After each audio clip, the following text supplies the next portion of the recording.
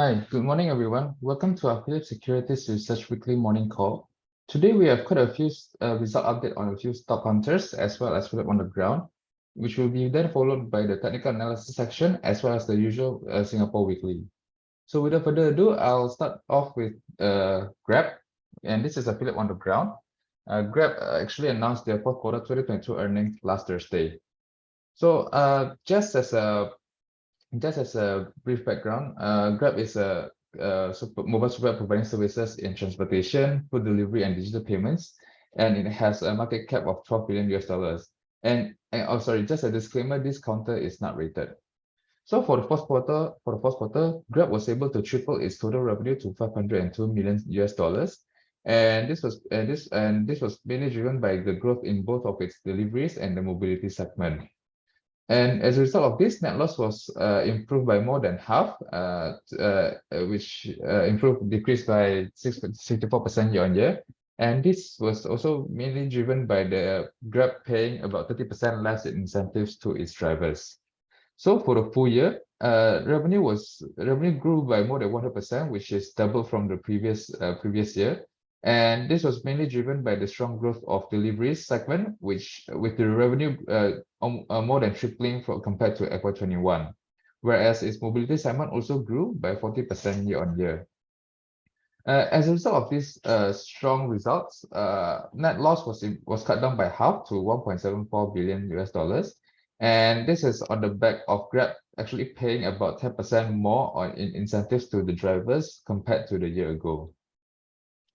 So for the fourth quarter, its delivery segment, which includes its GrabFood, GrabMart, and Grab Express services, it experienced a GMV growth of about 4% GMV decline of 4% year on year. And yet the segment still managed to increase its revenue compared to the fourth quarter of 2021. And this is because the segment enjoys a strong contribution from Jaya Grocer, and Grab was able to increase its take rate by 6% compared from a year ago, and at the same time also reducing its incentives payment as a percentage of GMV. For the mobility segment, which is Grab's ride-hailing services, it experienced a GMV growth of 50% year on year, and this resulted in the revenue growth of 78%. With take rate was relatively flat. Take rate was relatively flat compared to the previous year. So this suggests that the revenue growth. This suggests that both the GMV and revenue growth was attributed to the continued recovery in demand across Southeast Asia. And in summary, Grab's FY22 GMV growth was in line at the top end of the company guidance, while revenue was a beat by 6%. And because Grab also guided for FY23 revenue to grow by 57% year on year, and because of this strong set of results, the company has brought forward its adjusted EBITDA break-even expectations to the fourth quarter of this year, instead of the previously guided second half of 2024. So Grab didn't provide any guidance on the in terms of GMV growth. So we think that Grab is not expecting a significant growth in terms of GMV. So we think that the 57% year-on-year revenue growth will be driven by the potential increase take rate in the subsequent few quarters.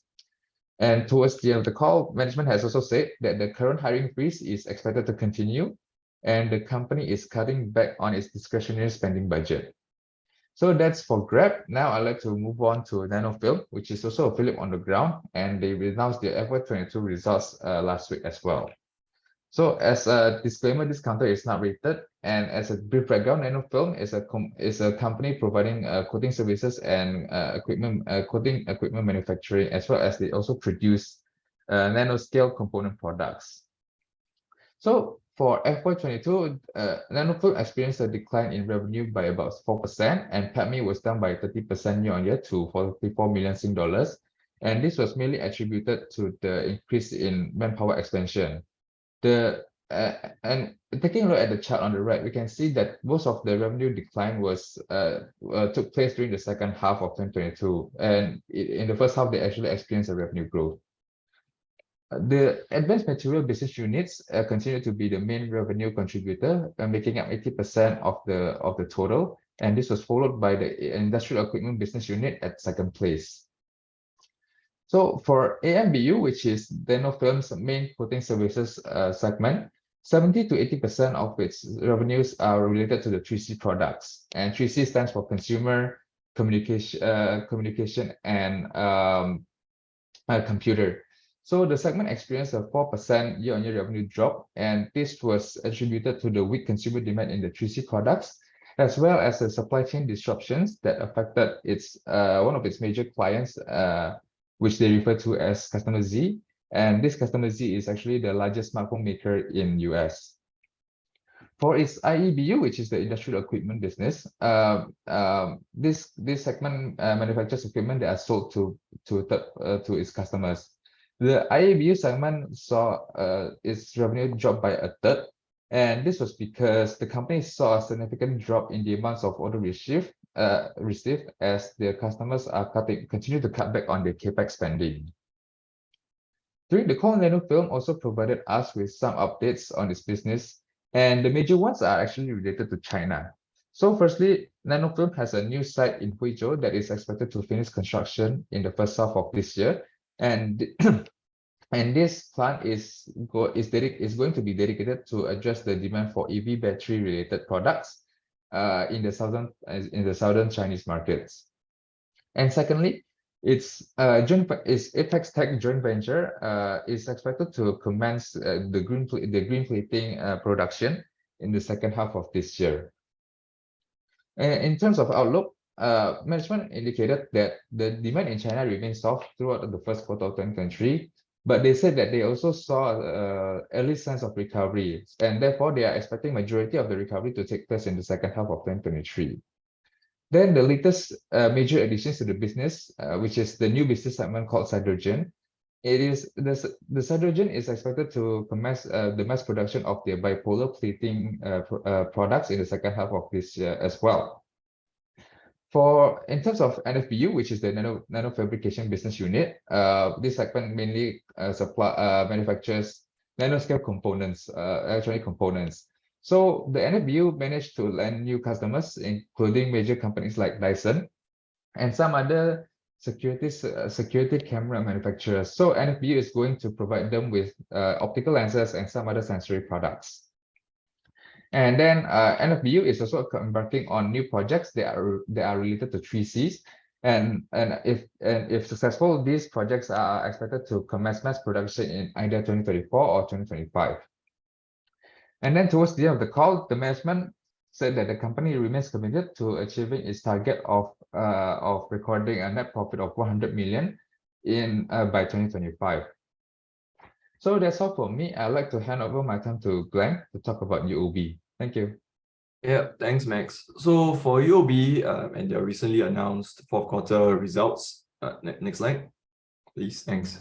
Yeah, so for their fourth quarter adjusted earnings of 1.398 billion, they were slightly below our estimates, and this was mainly due to the lower fee income and higher allowances, which were offset by the net interest income growth. Their full year FY22 adjusted PATMI was at 96% of our forecast. For the DPS, the fourth quarter DPS was up 25% year-on-year to 75 cents, with the full year dividend rising 13% year-on-year to a total of 135 cents. So we jump straight to the positives. Three positives, the first one being that their net interest income grew 53% year-on-year. This is despite a slowdown of loans growth to 3%. And NIM also surged 66 basis points year-on-year to 2.22%. The loans growth was broad-based across most territories, with the consolidation of their city assets adding about 11% to the ASEAN loan book in the fourth quarter. And UOB has maintained its guidance of a mid-single-digit loans growth going into FY23. The second positive would be that their other non-interest income increased 62%, mainly due to the higher customer-related treasury income, which was driven by hedging demands. However, it fell 34% quarter-on-quarter as it normalized after an exceptional third quarter that benefited from market volatility. For the third positive is that their new NPA formation fell 42% year-on-year to 395 million as the asset quality stabilized during the quarter. The NPL ratio remains stable at 1.6%, and the asset quality also remained resilient, with the SP over NPA stable at 34%. For the negatives, the first negative was that their fee income continued to decline and fell 16% year-on-year, largely due to the lower wealth and fund management fees as the investor sentiment remains subdued, alongside a seasonally softer quarter. The loan-related fees also fell 17% year-on-year. However, their credit card fees were higher, 40% year-on-year. This is mainly from higher customer spend, which was boosted by the city consolidation. The second negative is that their total allowances rose by 84% year-on-year, and mainly due to a specific allowance increasing by 49% to 253 million on a few non-systemic accounts. This is despite a general allowance write-back of 80 million during the quarter. This has resulted in their credit costs increasing by 9 basis points year-on-year to 21 basis points.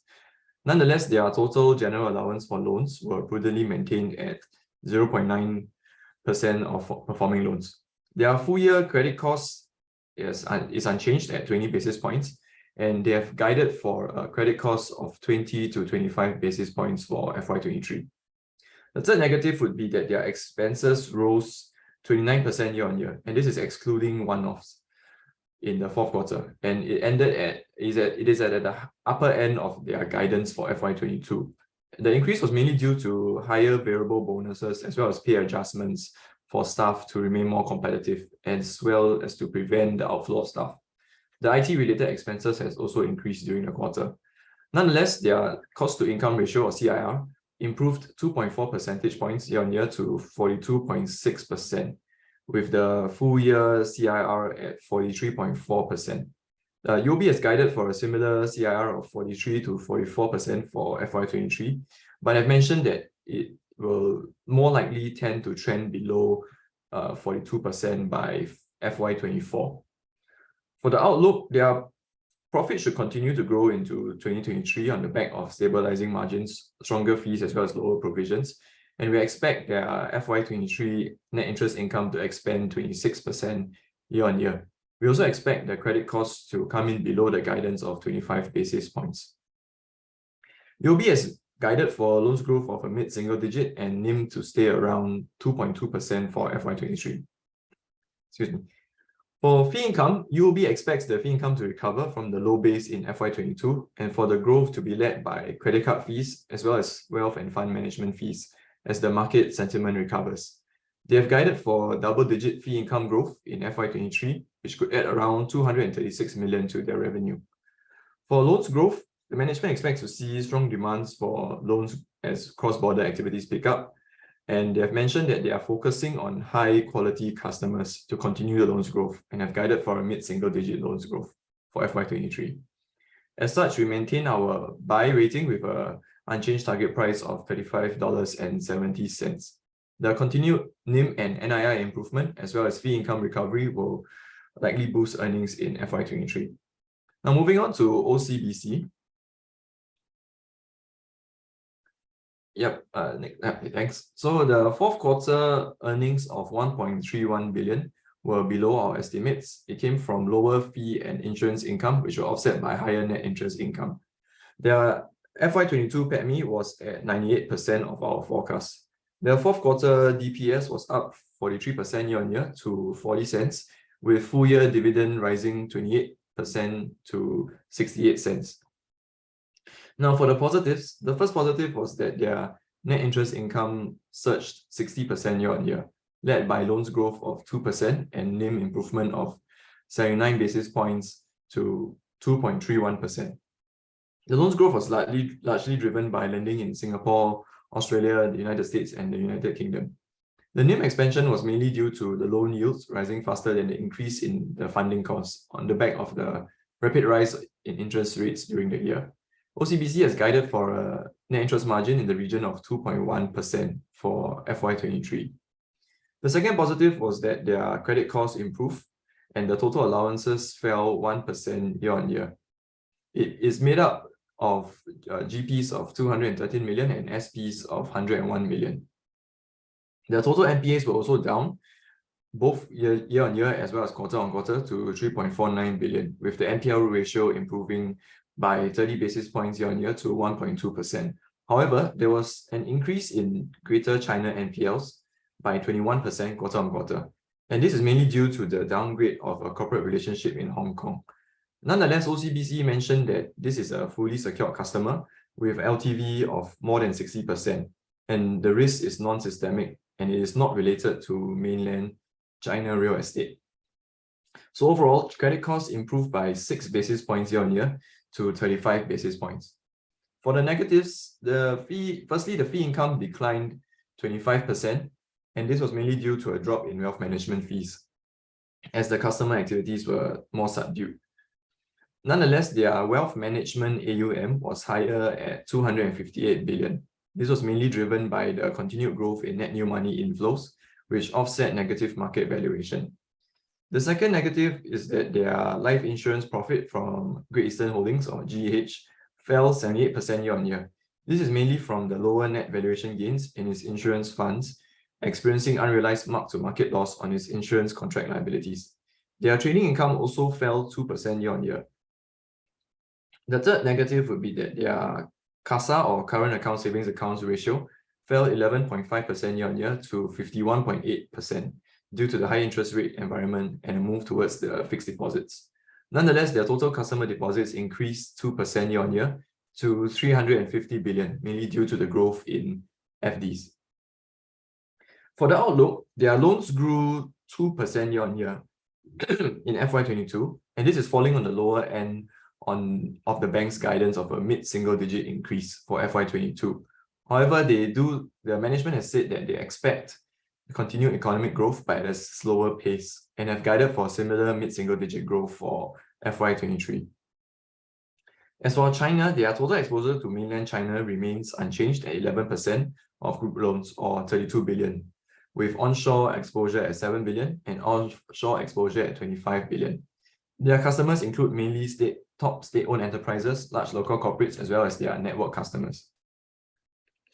For fee income, so with the earlier than expected reopening of China, OCBC is positive on the broader outlook and expects the reopening to support the China-Southeast Asia trade as well as investment flows. And they have also recently launched a private banking unit in Malaysia and mainland China in order to strengthen its wealth management services.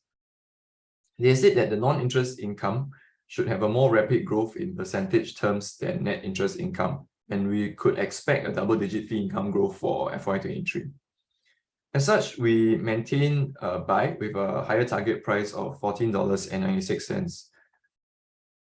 And OCBC is also our preferred pick amongst the three banks due to their attractive valuations and a dividend yield of 5.4%. They also have a huge dividend buffer from the 15.2% CET1 ratio, as well as fee income recovery from China's reopening. Now, moving on to CapitaLand investment. Yeah, so for CapitaLand, their CLI, their FY22 revenue of 2.867 billion were slightly below our estimates, forming 97% of our forecast. Moving straight to the positives, the first positive was that their fund management fee-related revenue was up 5% year-on-year and formed 15% of revenue. Their PE fees was up 26% year-on-year and were boosted by higher transaction-related fees, which formed 43% of PE fees, while recurring PE fees fell 10% year-on-year. Their listed funds posted 3% growth in recurring, but a drop of 33% in transaction-related fees. The drop was mainly due to a high base in FY21 as transactions picked up after the pandemic year in 2020. The recurring fees made up 77% of FY22 fee-related revenue. Second positive is that their lodging segment is recovering steadily, and their lodging management fees rose 36% on recovering operating performance, as well as 9.3K new units turning operational in FY22. Their RevPAR also grew 44% as average daily rates grew 18% and portfolio occupancy increased 10%. The recovery was seen across all of CLI's key markets except in China, with the strongest RevPAR recovery in Europe and in Singapore. CLI is also on track to meet its 2023 target of signing 160,000 keys, with currently 159,000 keys signed. For the third positive would be that their real estate investment business, or REIT, grew 40% year-on-year, and this is on the back of reopening in most of CLI's markets. The leasing activity in India has picked up, with the net property income growing 5% on the back of physical occupancy at business parks improving to around 60% from less than 5% in FY21. In Singapore, the NPI rose 9% due to the positive rental reversion across all asset classes and occupancy increasing across sectors. For the negatives, the first negative would be that the China retail is lagging recovery, and due to China's zero COVID-19 policy, China has only just started to reopen after the pandemic. So while tenant sales in Singapore have recovered 29.4% year-on-year, for FY22, tenant sales in China declined 15.7%. Similarly, the shopper traffic in China has also declined 23.6% as compared to the increase of 28.6% in Singapore. For the second negative is that the macroeconomic and geopolitical headwinds are slowing fund generation as well as acquisition momentum. The inflation, rising interest rates, as well as the Russia-Ukraine conflict have resulted in higher required returns for the capital investors, and this is limiting the assets eligible to seed funds. For the outlook, the CLI's real estate investment and lodging management businesses should continue to recover on the back of further easing of travel and mobility restrictions. So they have met their annual divestment target of 3 billion after having divested 3.1 billion in FY22, but this is still way below FY21's divestment amount of 13.6 billion. Their 10% FUM growth target may also be at risk given the current macroeconomic and geopolitical headwinds. However, management has remained confident of achieving its 100 billion FUM target by 2024. The China's reopening also presents opportunities for CLI, with a recovery in both lodging revenue and opportunity to leverage momentum from 2022 for new investments and new RMB and USD funds. As such, we maintain and accumulate with an unchanged target price of $4.12. The pickup in travel as well as China's reopening will be immediate catalysts for CLI. So that's all I have, and I'll now hand it over to Terence. Yep, thanks Glenn, and good morning everyone. For SATS has launched an $800 million rights issue. So in the rights issue, in terms of the details of the rights issue, it will undertake a renounceable, fully underwritten rights issue to raise gross proceeds of approximately $798.8 million to partially fund its WFS acquisition. So this is no different from what it previously guided. It's renounceable, so which means that shareholders can choose not to take it up. But it is fully underwritten, which means that the banks will undertake to underwrite all the shares that are not taken up by entitled shareholders. Shareholders will be allotted 323 rights shares for every 1,000 existing shares held at the rights issue price of $2.20. So they haven't announced the dates yet. At least when we prepared this announcement, but we expect this to be somewhere in the middle of March for the X rights entitlement and for shareholders to subscribe, because they do expect the entire transaction to close on the 3rd of April. So we expect the rights issue to take place through the March period.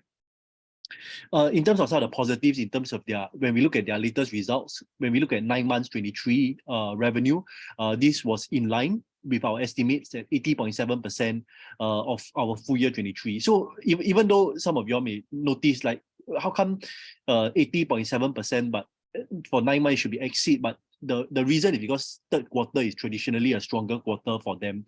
So third quarter is when they see the peak lah. So this was actually in line, driven by improved operating metrics and the reduction of travel restrictions around the world as well.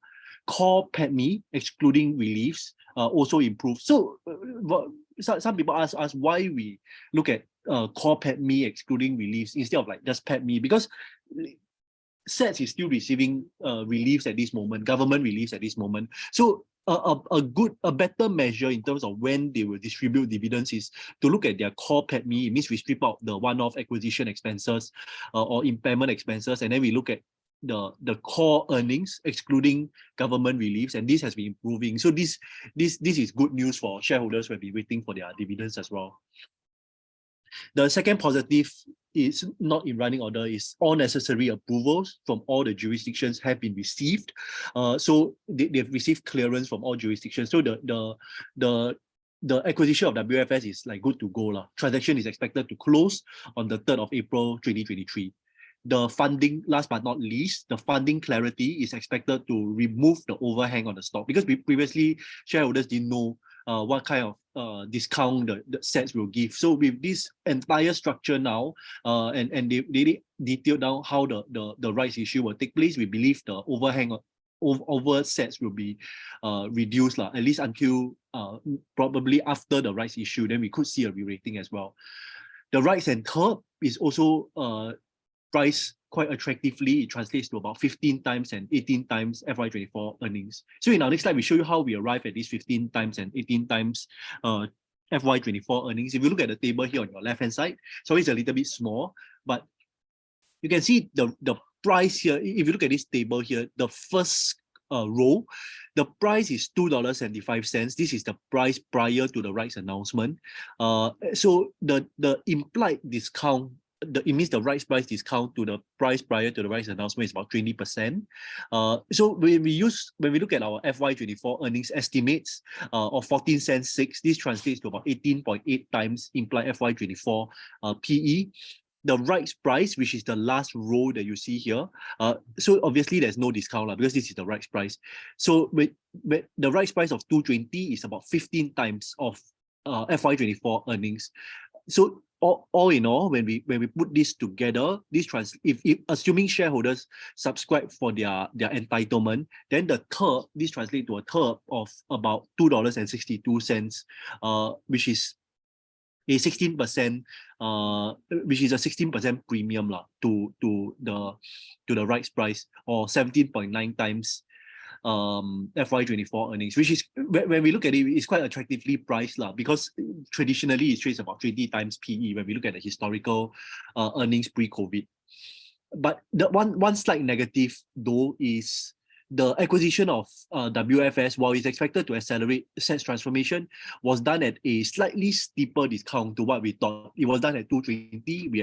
We initially assumed that they would have done it at $2.29, which is a 15% discount. So this steeper discount meant a slightly bigger dilution to our FY24 earnings. So if you look at this 14 cents 6 here, this already accounts for the dilution already. So it's a slight dilution, about 2% dilution to FY24. So we also have to reduce our FY24 earnings as well. But in terms of outlook, the group is expected to turn profitable in fourth quarter 23. Just a recap for SATS, their financial year end is March. So the fourth quarter 23 means this quarter, they are really expected to turn profitable and also turn profitable for financial year 24. So that's good news for those who have been holding the company for a while. But in terms of our recommendation, we lowered our target price to $2.92. This was previously $3.08 as we trim FY24 earnings by 3% to account for the higher share base. Our target price is pegged to 20 times FY24, and we see the removal of restrictions in China as a key tailwind for the group going forward. But because the share price is very close to our current target price, we maintain neutral at this level. So that's all from me for SATS. I'll now hand over the time to Zane. Thanks, Terence. So now I'll be going through the technical analysis section.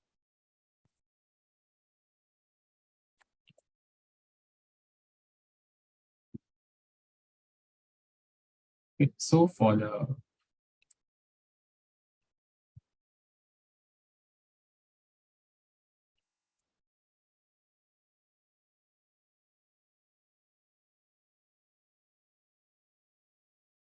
try to get back to the previous slide.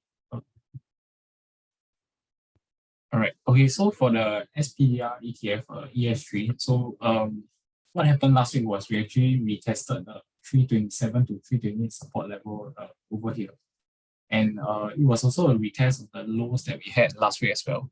So this was actually these lows is actually confluent of these lows of the range in end of November to December of last year, seen over here in the chart. So for this week wise, if we find some support here, we could see some sort of bounce coming in, where the immediate resistance would lie about 3.32 to about 3.36. So 3.32 is at this level over here, and 3.36 is over here. So this will be the resistance of the main range formed at the end of last year. As for support wise, I think if the 327 level does not support, we could be heading down to 3.23.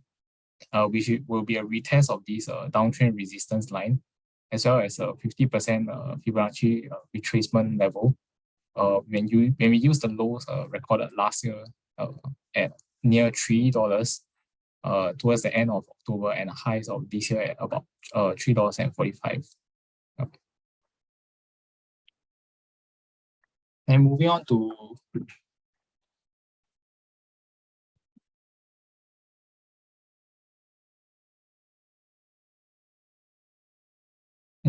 the S&P 500, we actually broke below this uptrend support line over here, and actually we could be heading to retest the previous downtrend resistance line, which is this line over here. So for now, the immediate resistance likely to be at the 4,050 level, which is the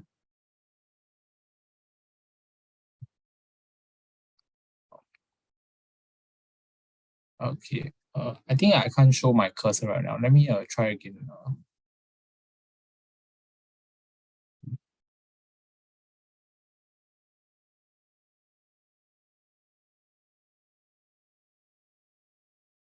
Okay. Can you all see my cursor right now?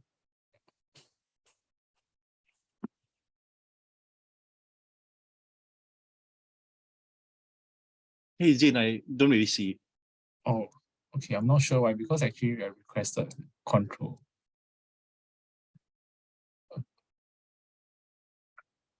Okay, never mind. I'll just go through the chart then. Okay, so what happened was that for S&P,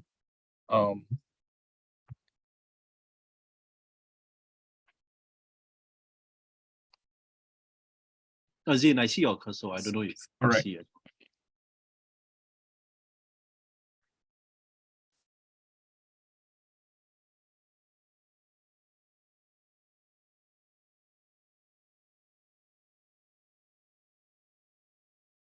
All right. Okay. So for let me just go through this slide again. So for S&P 500, what happened last week was that we actually broke below this uptrend support line in the chart shown.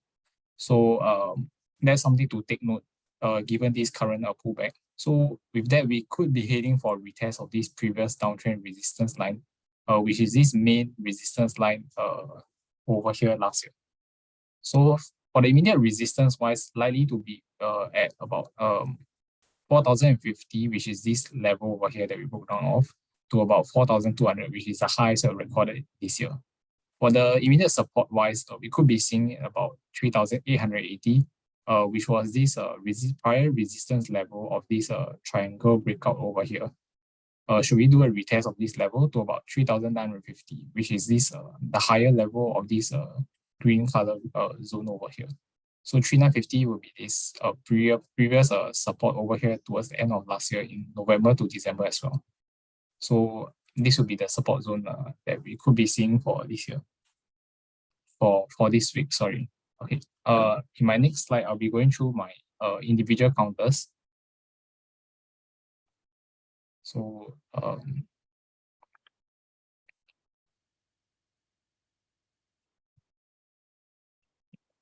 okay, so I'll be going through CapitaLand Escort Trust. So for this, we have a technical buy at $1.05 with the take profit levels at $1.12 and $1.15 with the stop loss at $1.02. So this stock actually closed at $1.02 on Friday, which actually hit our stop loss. So for Escort, we actually saw there was a potential continuation of this uptrend over here, given this uptrend channel in the formation.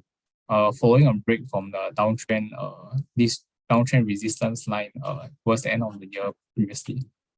So what we had was last week we actually retested this channel support over here. We also had bullish candles coming in. And we also, this was formed at the 103 level, which was a prior resistance level over here that could flip into a support zone. So there was a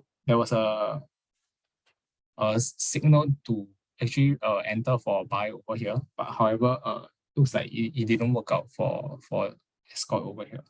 For Escort, our research team also has a fundamental recommendation of buy, with also a target price of $1.26, just to take note. Yeah. Okay, then I'll move on to the next counter, which is Las Vegas Sands. So for this, we also have a technical buy at $57.35, with the take profit levels at $60.30 as well as $66.60. The stop loss can be placed at $55.40, while the stop loss closed at $56.15 on Friday. So for Las Vegas Sands, this trade also hit our stop loss. There was a potential continuation of the uptrend, similar to Escort over here, as we are trading in this uptrend channel over here, to possibly first retest the $60.30 level, which was the highest near recent highs over here. Then followed by, we could be testing this $66.60 level in the midterm, which was a high back in March 2021. So I initiated this trade because there was actually two consecutive bullish candles coming in last week over here at the channel support. And this was actually following a retest of this prior resistance zone at $55.40, which could flip into a support level. Yeah. However, unfortunately, this trade didn't work out. So that's all from me for the technical part. I'll now pass on my time to Glenn to talk about HRnet results.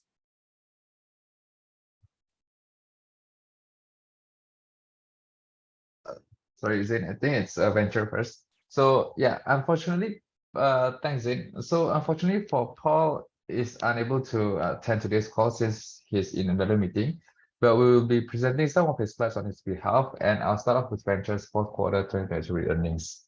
And we actually issued a report with the title "Outlook Starting to Dim." So in summary, Venture's FY22 results were in line with our expectations, with revenue and PATMI at 102% and 97% of our forecast. For the positive, Venture had one of its strongest fourth quarter revenue growth, as the revenue grew by 15% year on year to 1.04 billion Sing dollars. And this is in contrast to the pre-pandemic revenue growth of 4% from FY17 to FY19. The growth was mainly driven by its life science, medical device, and healthcare domain. And we also think that this was the reopening of Malaysia last year also contributed partially to this growth. However, we expect the revenue growth to decelerate in 2023 as due to the absence of the lift provided by the reopening of Malaysia this year. For the negatives, however, Venture experienced a major decline in margins. So the gross margin for the second half of 2022 declined by 2.1 percentage points to 23.7%, which is the lowest level since 2015. Although Venture didn't provide us with any information with any reason behind the decline, we believe that it was because the company had to absorb some of the higher costs related to its raw materials. And we would like to also note that Venture is also maintaining a high level of inventories worth about 1 billion Sing dollars. So in terms of outlook, we believe Venture's penetration in the life science, especially in the genomic areas, and front-end semiconductor supply chain has expanded, especially because their customers are building deeper relationship with their suppliers in the Southeast Asia. However, Venture in the business outlook, Venture expect that it will continue to see uncertain macroeconomic challenges moving forward, and this actually coincides with the near-term macro challenges that we see with the significant decline in electronics exports around the world. So for our valuation, we downgrade to accumulate with a lower target price of $19.70, which is a 16 times forward PE. We lowered our FY23 PATMI assumption by 9% to 359 million, as we reduce our gross margin assumption as well. Furthermore, there's also the unfavorable macroeconomic backdrop as because of the slowdown in electronic exports globally, as well as the slowdown in global economy. So with that, I'd like to hand over my time to Glenn to talk about HRNet.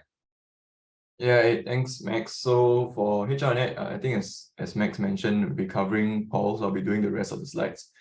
Okay, so for their second half results, next slide. We'll just go straight to the positives. The main positive was that the staffing needs have increased, and this is mainly due to an increase in their F&B as well as retail recovery overall, like very broad-based.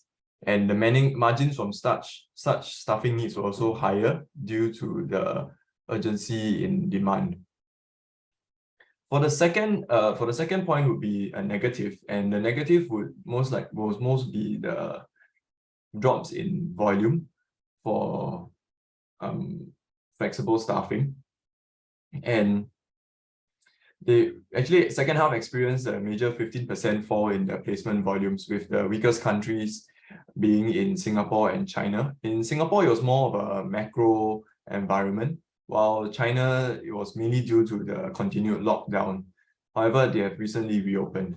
So for the outlook is we do expect a softer first half 23, as the economic conditions are quite soft and people are actually more fearful to hire now. However, recovery will come mainly from the reopening as well as the normalization of activities in China.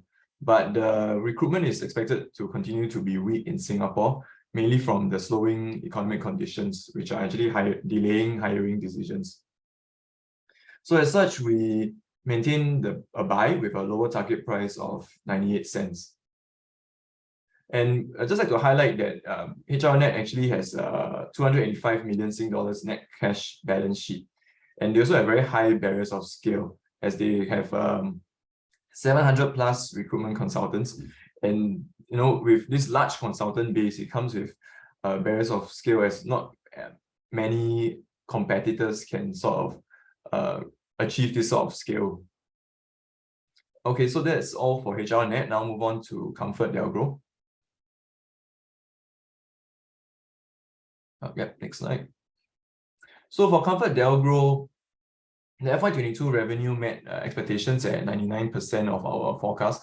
However, the adjusted PATMI was 13% below, and this was mainly due to an additional 15 million Sing dollars real electricity expense, which they had to recontract. So it's quite similar to how we have to recontract our utilities bill at a higher electricity cost. So this also affects Comfort.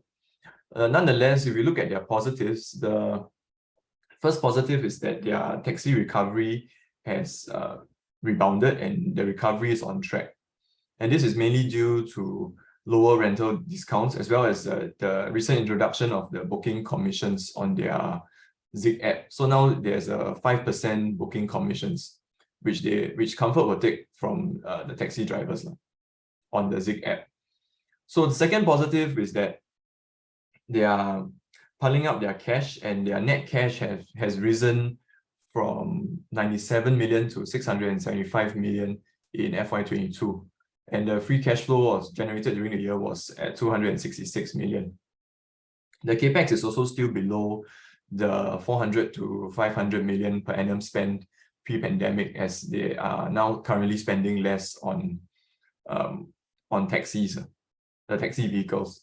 However, for the negative, the main negatives are coming overseas, and it's coming from the three countries, China, UK, and Ireland. So for China, the negative was that the operating earnings were down 60%, and this is mainly due to the continued taxi rental rebates of around 11 million Sing dollars. And this is due to China's continued lockdown.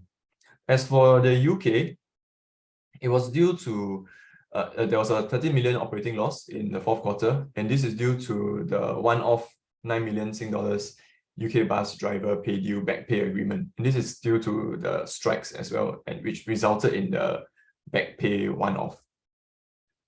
For the outlook, we We expect recovery in FY23, and this is due to a rebound in the UK, as the bus revenue will recover progressively to offset the higher driver costs. And the recontracting of the bus service fee is on the anniversary of each contract and is pegged to CPI. So if the CPI goes up, they would have to be paid more. And the second one would also be the recovery of China and the recent reopening of China, which will help to reduce the taxi rental discounts, which was the main bane for ComfortDelGro in FY22. And the higher rail electricity rates will also be offset by higher rail fares, which was effective 26 December 2022. And this is increased by 13.5%. So this is expected to sort of soften the higher electricity rates. And also the fourth outlook would be the taxi revenue, which will enjoy a boost. And this is mainly from the commission of 5%, which was recently introduced also. As such, so we maintain a buy with a lower target price of $1.63. Okay, now moving on to the next slide. Yep, so for the Singapore Weekly, I'll just go straight to the core PCE. The January PCE was actually up 4.7%, and this is above expectations higher than expectations of 4.3%, as we expected a continued decline. And there was also sort of a double whammy with inflation going up and the rates as well. Okay, so our main point would be OCBC, which I also covered earlier. And why we are looking at OCBC is mainly because they have a dividend yield of 5.4%, which is with a huge capital buffer of 15% CET1 ratio. And this is much higher than the other two local banks. They also can boost their earnings with additional earning recovery from the insurance investments, which actually suffered from the mark-to-market losses as the rate stabilized, as well as the reopening of China, which would increase their wealth management and their fee income. So we can see that so for moving ahead, we look at the webinars. We have Cromwell on 28 Feb, and the rest are in March, mid-March. Okay, moving on. Yeah, so this is what I was speaking about earlier about the core PC inflation. So it has risen, and I mean the 75 basis on the right, the 75 basis points rate hikes is more like is expected and will most likely be the base case until June. Okay, next slide. Yeah, so there's also a Wilmar Phillip on the ground, just to reiterate, we don't cover this stock. So just quite briefly, I'll just go straight to their outlook and their growth drivers. The growth driver would be, they mentioned, is the central kitchen, which they are in China, and they're building 20 kitchens. So they've only built 4 so far, and the capex for each is around 40 to 100 million. And they expect a 7 to 10 year contributor to revenue, and mainly from the collection of rent, delivery charges, as well as the supply of raw materials, to schools, hospitals, hotels, as well as the distribution network across China. However, 2023 will be weaker than 2022, and is mainly due to the softening palm oil refining margins. But the recovery of China, as well as the reopening of China and the opening of their central kitchens, will help to boost their earnings. Now moving on to the next one, which is Yang Zhejiang. Yeah, so for Yang Zhejiang, I think the main highlights we can look at this is that they are container, dry bulk, and LNG. So their container, if you look at on the right side, the chart there, that will be the dark blue at the bottom. So their container, they don't really expect any more orders because it's currently oversupplied. As for the dry bulk, which is the gray column there, they also be weak with lower margins due to the intense competition. However, for LNG also, currently their capacity is full, so it takes quite long to deliver as well. Okay. Oh yeah, for the outlook, they do target 3 billion in new orders, but this is much lower than their FY22 of 4.43 billion, and this is mainly from product tankers. However, as I mentioned earlier, their other ship segments are challenged, and the charter rates are also weak going into 2023. So I think that's all I have. Move on to, yeah. I think you can move straight to the Q&A. Okay, since I'm on, I will take some Q&A first. I think let me turn on my camera. Oops, sorry. Give me a minute and let me turn on my camera.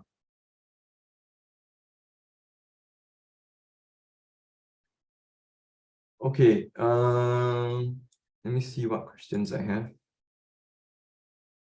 think I saw one on Silver Lake.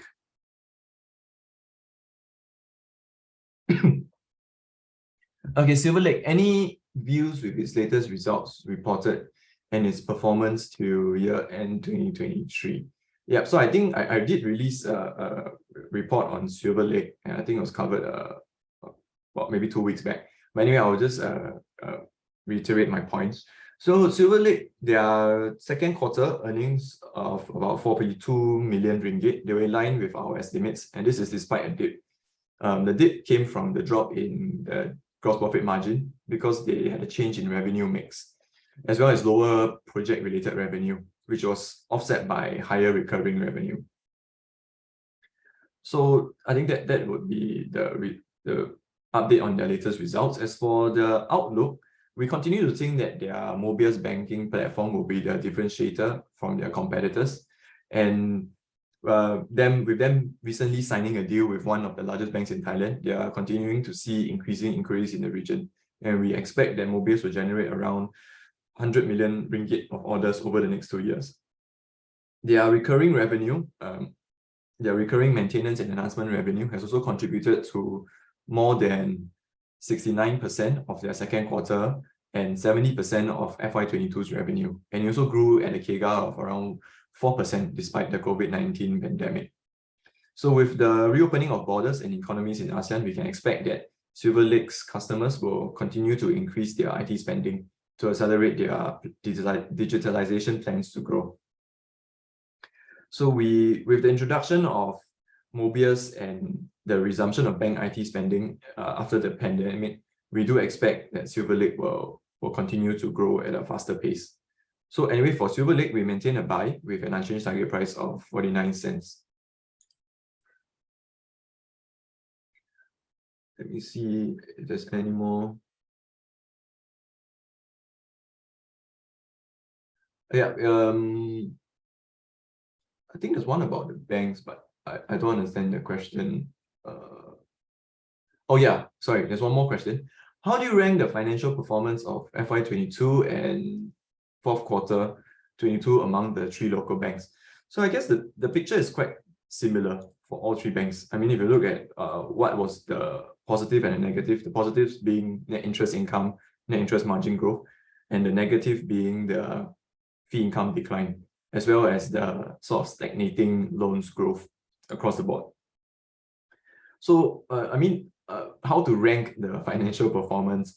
I would say that it is actually it's quite similar. But if you look at OCBC, while all 3 banks have increased their dividends, OCBC's dividend yield is currently the highest at I think 5.2%. Yeah, so I mean, you can take what you want from that as well.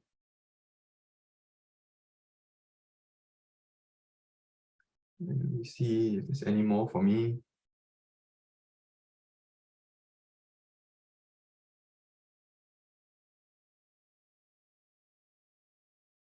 Oh yeah, one more question about UOB. Your forecast of target price has already taken into account UOB's acquisition. Yep, it has.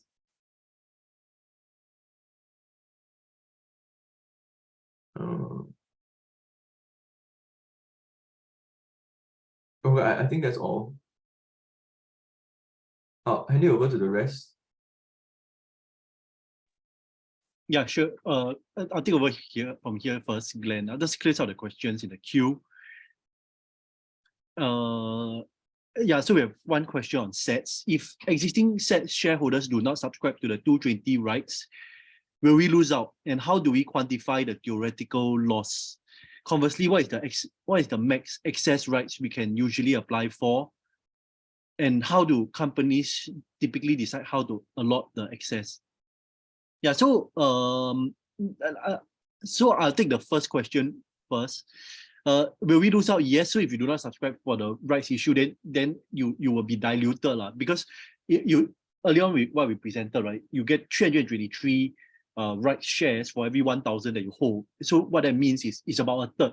So essentially you will be diluted by a third if you don't subscribe for the rights at 220. And obviously the share price will also correct. That's why we have the curve there. So you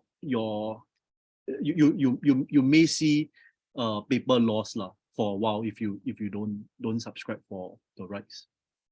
That's of course also dependent on market conditions. What is the maximum excess rights you can usually apply for? So there's no maximum excess rights you can apply for. You can apply for as many as you want. But I think that's your second question. How do companies typically decide how to allot the excess? So it's just really based on demand and supply, how many excess they have and how the company choose to allot. Because there's no fixed rules that they have to follow. The SGX don't provide any guidance on how you should do that. Sometimes they can provide more shares for those who apply for more, but sometimes they also do a rounding. So that's how they allot the excess, but entirely up to management's discretion. Hi, Terence, will the share price of SATS face downward pressure since its TERP is 262 and it is trading at around 282 now? Yeah, absolutely. Yeah, so we expect to see some downward pressure because the obviously you are issuing about a third of your existing share base, but then share base, but having said that, there are tailwinds supporting the SATS. So we think that some of these tailwinds, for example, is the resumption of travel in China, and also how operating statistics have also generally improved across the board. Yeah, so if I wasn't clear, just feel free to just follow up with another question. Yeah. What happened to Capital Corp? Dropped from 7+ to 5+. Yeah, so for Capital Corp, they recently distributed, the event X entitlement, they for eligible shareholders who was holding Capital shares as of 22nd of February, you would have been entitled to 19.1 Sembcorp Marine share for every one Capital share you hold. So that if you take 19.1 multiplied by the Sem Marine share price, you should get about $2.20 to $2.30 depending on how the share price trade. So that's why you see that correction from 7+ to 5+. Obviously, do we think that's the right way to price Capital? We don't think so, because for Capital, they are going to realize a $1.94 gain. So that $1.94 gain that they're going to realize from the divestment of Capital was not taken into account there. And also the $500 million that they are supposed to get. And so $500 million translates to about 28 cents. So if you take 194 plus 28 cents, that's actually still $2.10, right? $2.10, $2.15. So actually, in theory, when you look at the gain plus the $500 million in shares, actually the correction is a little bit harsh on Capital, right? That's because they distributed their Sembcorp Marine, their Capital O&M shares to Sembcorp Marine. Yeah, but we have that in our report, so just feel free to check it out if you want more. Is there any arrangement for odd lot trading for Sem Marine shares distributed by Capital? Yes, but I'm not sure if you're asking specifically for POEMs. But if you're asking for POEMs, I'm not exactly sure. You could check with our POEMs team. Just feel free to call into Phillip. But yeah, if you have odd lots from the distribution, then you need to sell in the odd lot board, not the main board. So these are things that you need to take into consideration after you multiply by 19.1. Yeah, I think I got a call, so maybe I just hand it back to the rest of my team. I'll take the rest of the questions later. Thanks.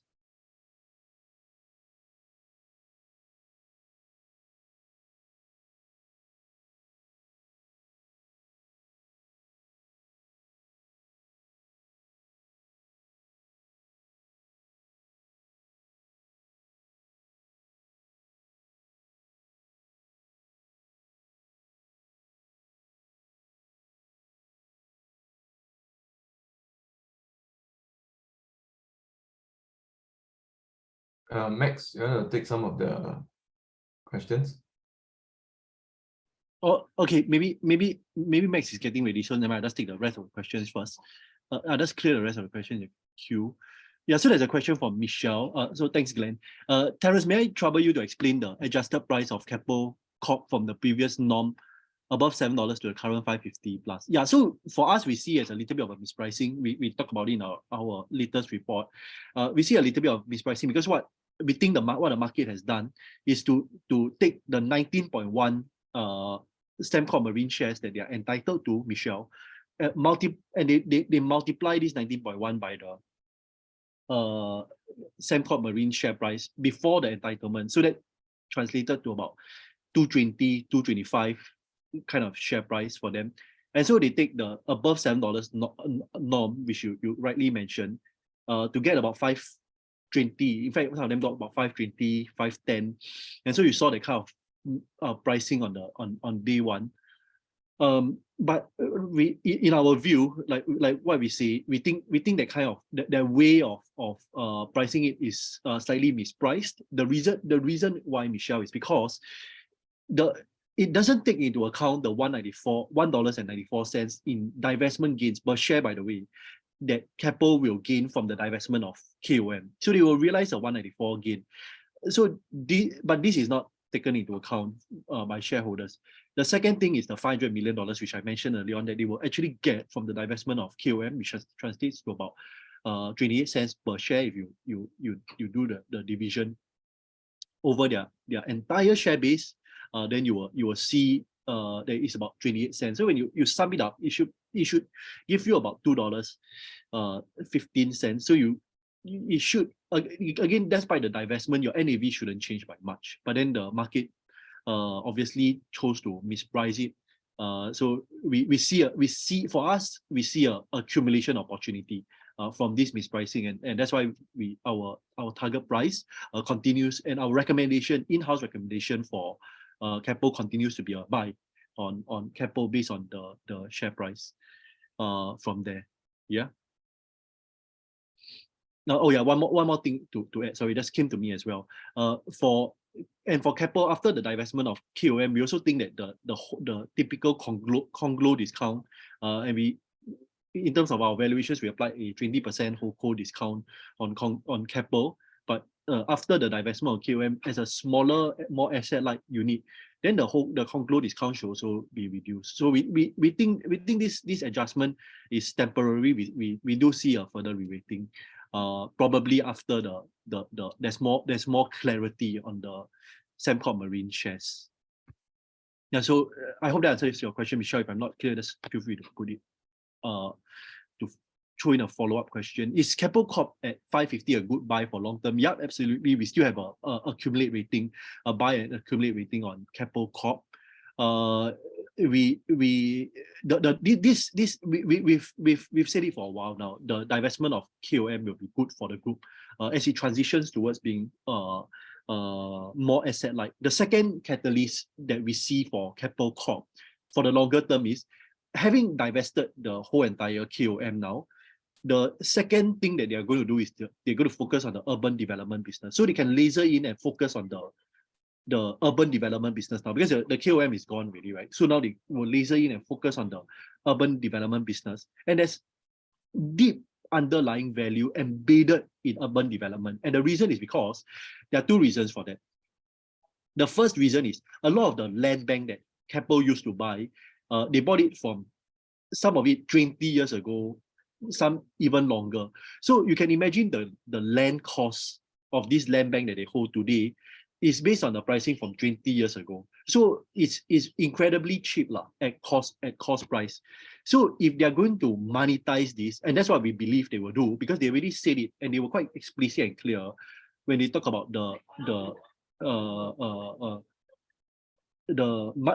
strategic review of the urban development business. We believe they will announce the strategic review and the potential monetization of urban development in the first half of 2023.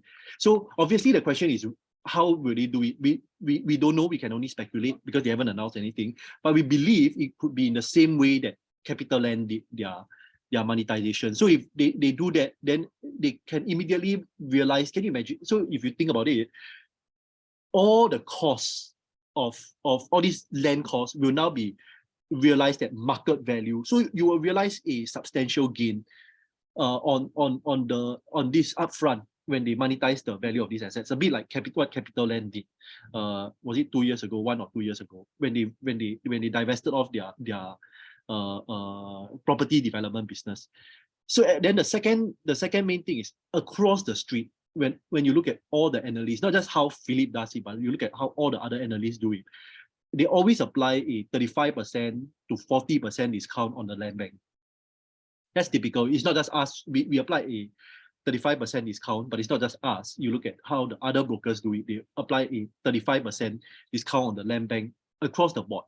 So essentially what I'm trying to say here is, when you look at their land costs, not only are we talking about the land cost from maybe 15 years ago, 20 years ago, at that kind of pricing, you realize that market value, the discount that all the analysts typically apply on capital, on capital land, will also be gone. So for us, we see that as the next leg up for capital after the divestment of KOM. That will be good for capital, and there's also a 18 cents dividend, right, pending for capital for shareholders holding it for the longer term. Yeah, so we are still, I think it's quite clear that we are still bullish on capital. Next question from Angela. Will there be odd lot trading for SATS since it is 323 rights for each 1,000 shares? Yeah, so absolutely. Even without this 323 rights, there's still odd lot trading also for SATS. But obviously in the odd lot market, the prices are usually not as probably not, it's not that there's usually a discount to the market price. And why is that a typical discount to market price? Is because shares that are less liquid, so you tend to have to pay to sell it at a slightly lower price than what is trading in the market. But because you will have a lot of SATS shareholders who are trying to sell their odd lots, we think so after the trading. So we think that there'll be a discount, but probably very slight. Yeah. So I hope I answered your question, Angela. Let's see if there's other questions. Follow-up question from Michelle. Thanks, Terence, for the explanation. If the divestment is adjusted, what should be the correct pricing? So we think the more appropriate pricing for capital should be about $8. And that $8 for capital, we haven't published the latest report, but we did do a bit of calculation in the last report that we published. Obviously, the last report that we published haven't account for some of these divestment. We are trying to split out that model. But again, we think that the whole entire value of capital should be about $9.54. Then $9.54, you have to account for that capital, the Sembcorp Marine divestment as well. Yeah, but that divestment, we haven't even accounted for the urban development business yet. So let's just be clear on that one. Yeah. So another question is, what is your target price for Capital Corp? Our revised target price for Capital Corp is the total target price for Capital Corp in terms of the realization also is 954. We adjusted it up recently, but obviously there's a bit more upside. We'll revise the share price going forward. Yeah. I think that's all from. Okay. There's another question. Is it too late to get the rights issue for SATS? Is it a buy? So I think the first question first. No, because I think they haven't announced the date yet, at least not yet, but they probably do it very soon because they already announced the manner in which they're going to do the rights. So you'll be entitled to the rights if you are holding the SATS shares as at the entitlement date. Then you'll be entitled for the SATS shares. Then you can subscribe for your entitlement. So it's they will do the calculation for you. They will tell you how much you want to subscribe, then you subscribe. If early on a participant asks, can we subscribe for excess? If you want to, you can as well. Is it a buy? For the rights shares, we think the rights shares is attractive, but on the current share price now, we think that it is priced in a lot of the gains. We are currently neutral on the shares, mainly because the share price has also moved up very, very quickly to our target price. But our recommendation is to subscribe for the right shares. But the shares itself now is we are neutral on. Next question. Hi Terence, Keppel Corp sounds like a strong buy rather than a buy based on your explanation just now. Yeah, you're absolutely right. I mean, but we just internally we don't have we follow a few guided ratings. So we have buy, we have accumulate, and then we have neutral, and then we have sell as well. So but yeah, needless to say, we are obviously bullish on the longer term trends, because Keppel, I mean, to answer some of the questions, right, on Keppel, since we have a lot of need today. But for Keppel, they have a lot. This entire restructuring of their KOM and urban development business it's very in line and is very consistent with their stated strategy of being asset light by 2030. So when we think about that, the divestment of urban development is a natural move from the divestment towards 2030, because they already stated that in Vision 2030, they don't want to be holding so many assets. They want to focus on a recurring income model, and we see a lot of these coming to fruition. And you see management executing based on the strategy that they put there. You see them divesting KOM, and the next thing that they're going to divest is the urban development business. We don't know how they're going to do it, but they are trying to reduce the holding of all this land bank, which is actually a cost, right? Because you just hold it there, and you don't know when they're going to monetize the value, what they're going to build on it, and when you're going to realize value on that. But all this will be gone, and in its place will be a Keppel that is both asset light and has a strong recurring income model. Just to give you a bit of perspective, before they announced the Vision 2030, Keppel Corp used to be, in terms of their recurring income, it used to be about 35% of their total earnings. 65% of their earnings came from order book. It's order book driven, and it's one-off, and you have to all consistently bid for contracts and grow your order book to get their earnings. But when we look at their latest FY22 results, recurring income is already at 60%. Or was it 65% in that range of their earnings, recurring income, which means that this is recurring every year from their asset management business. So when needless to say, if your business have earnings that are more recurring in nature versus one-off, then when the market price you should get, in theory, a higher valuation multiple than a company, all things equal, with that have a heavier weighting in terms of one-off earnings. So we think for those reasons, we think that the Keppel will continue to be re-rated. But you're right, we are really confident. Yeah, I think that's all for me now. I'll hand back to the rest of my team. Yeah, thanks, Aaron. So there's a couple of questions that I would like to address. Firstly did anything happen to AEM and Venture? Please comment on TA and FA. So I'll leave the TA sections to Zane later. So for AEM, they announced, we don't cover this counter, but they announced the results last Friday. So the results were actually pretty good, but the results were actually pretty good for the full year. But it's just that the guidance for the FY23 is very conservative. They are expecting a revenue of around 500 billion for the full year, which is lower than what they achieved back in FY20, and significantly lower than the 870 million that they achieved for the FY22. So yeah, I think that's also the cause for AEM share price movement, if that's the concern for you. And as for Venture, and yes, again, it's like what I mentioned just now during the presentation, is because the company faced a major decline in the margins, and we think that it's because of the high cost of the raw materials. So I think to that point is that as I mentioned before just now, there's a high level of inventory for venture, which is worth about 1 billion Sing dollars. So we think that this means that venture has already bought the inventories at a higher price. So this could translate into a continued compressed margin in moving forward as well. So that's our AEM and venture. Next is Nanofilm. How do you know why the share price dropped from $6.67 to 150?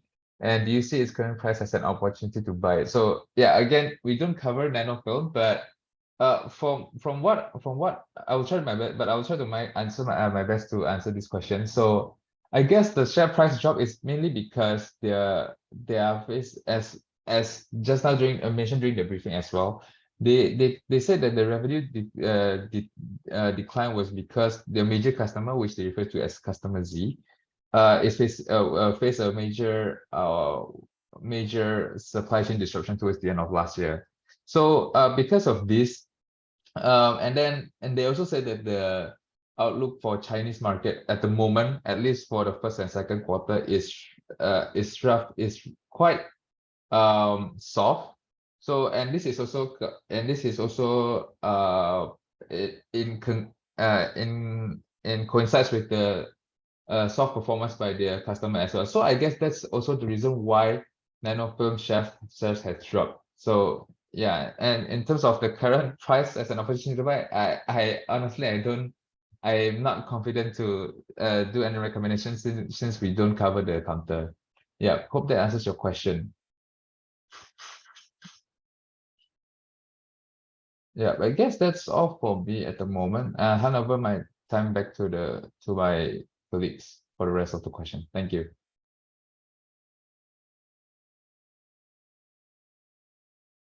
I think I'll hand over to Zane for the rest of the questions, but I see a few questions for Darren. So Darren can't join us today as well because he's doing reservice. So if you have any questions, do scan the QR code here and you can join our Poems Mobile 3 app.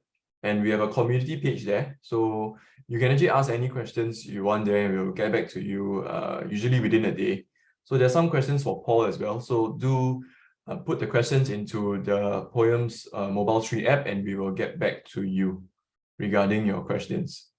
So anyway, I think I'll just hand it over to, oh, sorry, someone asked me a question. Wait, sorry, let me just do one quick question. Someone asked for the target prices for DBS and UOB. Hold on, give me a minute. So for DBS, the target price is currently, our DBS and UOB target price is unchanged. DBS is at $41.60 and we maintain a buy. And for UOB, it's at $35.70. We also maintain a buy recommendation for UOB. Yep, so hope that answers your question, Michelle. Okay, I'll hand it over to Zane now for the TA. Thanks. All right, thanks, Glenn. Let me just share my screen right now.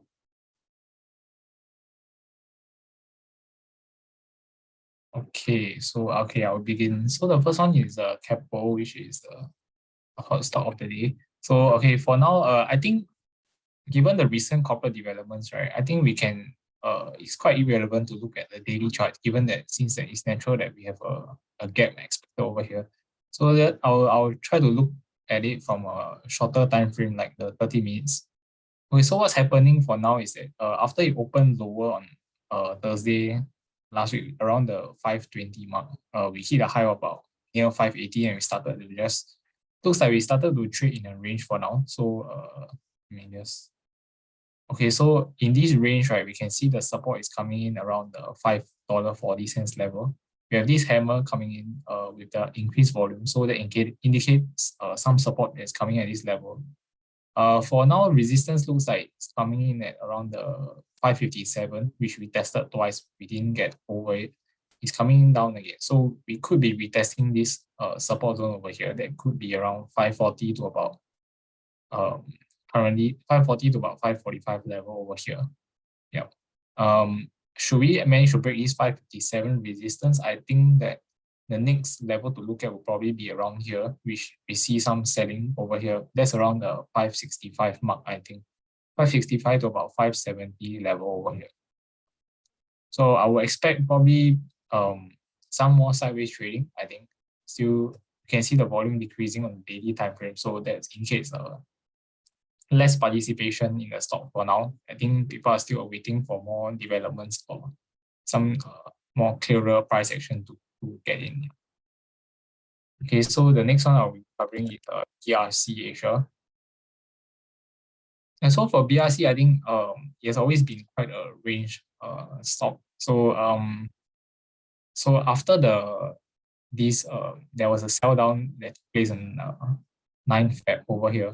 So the previous support over here, you can see it started to become a resistance over here with this volume resistance also. So 184 over here, you can see clear resistance to about 186, which was the previous support. So for now, I would think that the support has shifted to about probably 177 to about 180, which was a previous quite a strong resistance over here. So I do think we could be feeling this price gap over here over time. There could be some good support coming in for BRC. Then moving on to APAC Realty. For APAC, looks like we are trading outside of an uptrend channel for now. This comes after we actually tested this downtrend resistance line over here. So I think for now I'm a bit bearish on it, given that it's showing some signs of weakness. Look at the Fibonacci retracement levels wise, I think that first level of support could come in around 60 cents mark, which is this swing low where there's some increase in volume over here. Should this not hold, the next level could be around the 58 cents level. That would be a 50% retracement level and take the low of 50 cents and a high of 66.5 cents. Okay, then the next level to look at probably will be around the 56 cents to about 56.5 cents level for APAC if you do quite a deep pullback. For resistance wise, likely to be around this mark over here. There's around 62 cents to about 63 cents, which was this resistance over here, as well as uptrend channel resistance that we broke down off. Let me do the TA for the 3 local banks. Okay, so for DBS, I think for now the mid-term uptrend is actually being challenged. So we have this uptrend channel over here, but after the results, we actually there was one day we tried to get support over here. That's around the $35 mark, but however, we continue to dip under it. So that indicates the selling was actually stronger. So for now, looks like we are touching this $34.20 mark, which was a swing low support last time. So let's see whether we're able to find some support here. If not, the next level, I would think that will be a stronger support, probably be around. That will probably be around $33 to about $33.40 level. So at this level, we can see last time there was actually another swing low support that came in start of this year, January, and it was a previous strong resistance level last time in September to October of last year. So this will be a stronger support as compared to this level over here. Okay, and resistance wise will be this $35 mark that we broke down over here. And then I move on to OCBC. Okay, OCBC, we actually, after we broke out of this resistance over here, this trendline resistance. Then we form a short uptrend channel, we broke it down fast. So now I think the support wise, I think we could be looking at this trendline support over here that could be around the $12.50 mark. That could have some support, and $12.60, there was a previous resistance high over here that found some support over here, so we could be finding some support at this region again. For resistance wise, I think short term wise we'll be looking around $12.80 to about $13, which is this range level that we actually broke down at over here. Then moving on to UOB. UOB, short term, I'm very social. So we actually formed this uptrend channel. So and then we actually broke it down on that day after the earnings was released with high volume. So for now, looks like share price currently finding some support with the green candles coming in at the $29.50 level, which is this swing low over here. So we could be doing a bounce for now to maybe retest these channels previously. That's around $30.20 to about 30 cents area. We could be finding some resistance over here. And the main resistance upwards, if we do get back in, is this swing high. That's around $30.80 to about close to $31 over here. If we see a continuation of the downward momentum over here, we could be seeing this retest of this swing low around the $29.10 to 20 cents mark over here.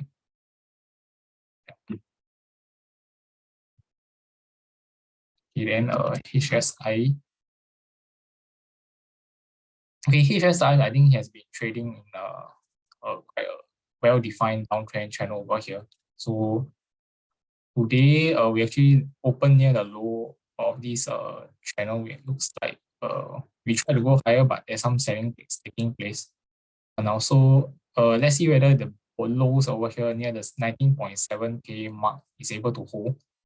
If not, I think we could be heading for some lower levels. That could be around the 19,100 level, which was there was a previous support over here in May last year. Then over here, we are seeing some support over here in December last year as well. If I bring out the Fibonacci tool, yeah, there's also a chance that we could be heading to 18,600 if we follow the 50% retracement level over here. So I need to take note for Hang Seng. Then resistance wise, I think we'll respect this downtrend channel. So resistance, we do a bounce, I think you could be seeing anywhere from about 20.2K to about 20.6K over here, which was the highest middle of last week. Then I'll move on to UOL. UOL, that was momentum after breaking down of this rising wedge.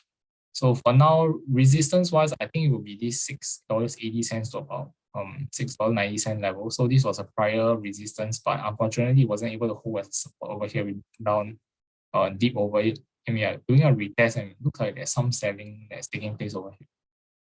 So the resistance likely to be at this level, 680 to about 690, which is this previous support level in a wedge. Yeah. Then going further down, with support could be found at maybe a retest or maybe these swing lows over here. So that's around the $6.50 to about $6.60 mark over here. And next one will be Singtel. I think Singtel is currently looks bearish as well. So we currently we actually broke below this trend line over here. Then we also failed to hold at the previous swing lows over here. So that's around the $2.43 to about $2.46 zone, which was the swing lows created in January this year. Then we actually traded lower. So I do think we could be heading lower to maybe retest these next lows at around that's near $2.32 to about $2.35, I think, which was the swing lows created in October of last year. Okay, then resistance wise will likely to be this red color zone, which was a previous support. Okay, then next one is SIA. So for SIA, I think a lot of look like some bearish momentum setting in after we actually broke down of this rising wedge. So you can see there's increased volume and like some selling candles in place over here. So I do think that we could be heading to about $5.67 probably as a first level of support. That could be due to this previous resistance over here that we actually broke out of the swing high with the high volume over here. And 567, if I'm not wrong, last time it was a key swing high level over here as well. So this was that took place in March to April of 2021, which was a key resistance level last time as well. A deeper pullback, I think, could bring us to maybe a retest of this green color zone. So that would be around $5.40 to about $5.50 region. When we broke out of this triangle last time. So this resistance and breakout, we do a retest that could provide some support over here next time. Then for now, resistance wise, I think the strong one is around the $5.80 to $5.90 region over here. So you can see a lot of selling that's taking place over here. Okay, then I'll move on to DFI.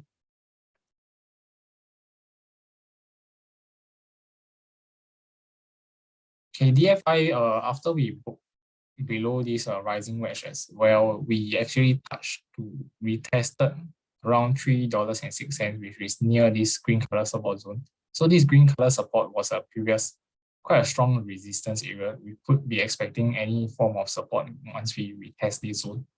So that stretch about $3 to about $3.06. So currently we are seeing a green candle. So bounce could be on the way if we actually follow up. And then resistance wise, I think currently it's about probably anywhere from 322 to about the high of about 330, this zone over here. And, Hong Kong Land. Okay, Hong Kong Land, I think looks bearish also. So for now, it looks like it has a tendency to keep breaking this trend line over here. So we actually booked it on last week over here as well. So the next support level I think we could be looking at is possibly near the 428 to about 443 level. That's based on 61.8 to about 50% Fibonacci retracement. Then over here at this range, which I said just now, was also a previous resistance zone over here. So a retest of this prior zone could act as some support. Then for now, the immediate resistance is around this uptrend line resistance. So that's about 460 to about stretch to about 470.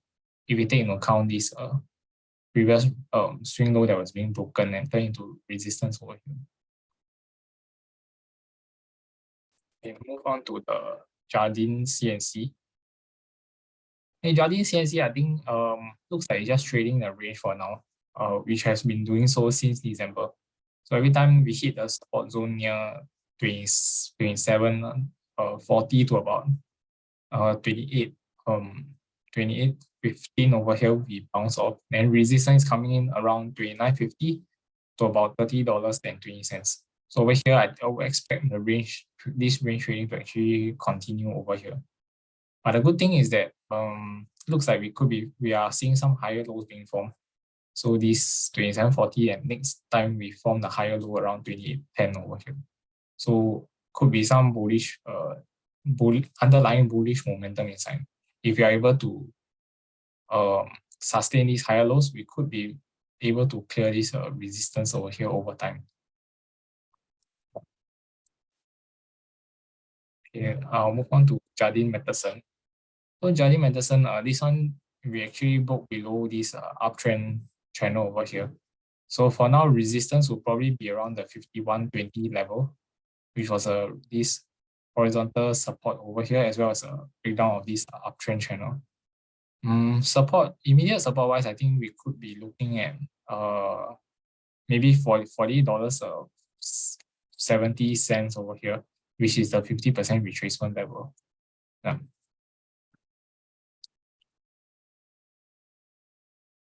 And then I'll move on to SIA Engineering. So for SIA Engineering, I think looks bearish as well. So after the earnings, what happened was we actually broke down quite a key uptrend support line. So this uptrend support line over here has been holding it since start of 2021. Then we actually broke it over here, but managed to recover back over time. This time around, we broke it down again. So this will be an immediate resistance zone over here, near the 230 to about 240 zone. Okay, then support-wise, I think we are seeing it. There was a swing low being formed over here around 220s, then we had a bounce. So this could be immediate support coming in for SIA Engineering. Then when we use the Fibonacci tool as well, it actually coincides with the 61.8% retracement level. So I think this would probably be a good support over here for now.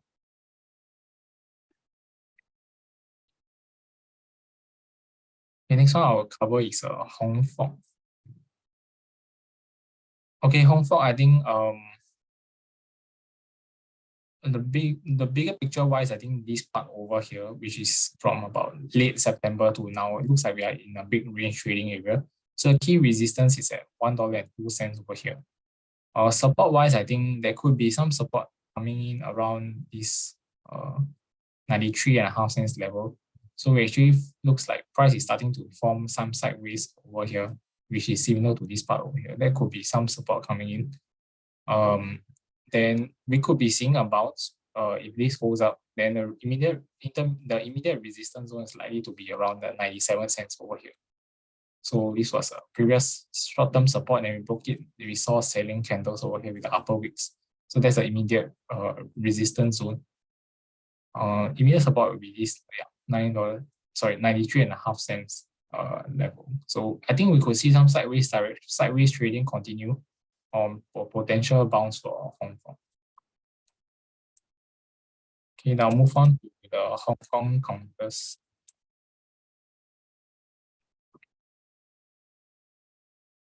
Okay, for this investment management tech index ETF, I think we are pulling back in this downtrend channel over here. So for now, we actually trading near the previous range support around the $4 mark last time. So if this downtrend momentum continues in this downtrend channel, we could be seeing maybe a lower low being formed, maybe around we could touch about $3.75. That would be also matched with a 50% retracement level when we take from the recent lows in October and the highs formed in January. Okay, then the immediate resistance wise, I think could be around $4.13 and above. So this was some highs formed last week, and as well as a match, as well as a retest of this downtrend channel over here as well.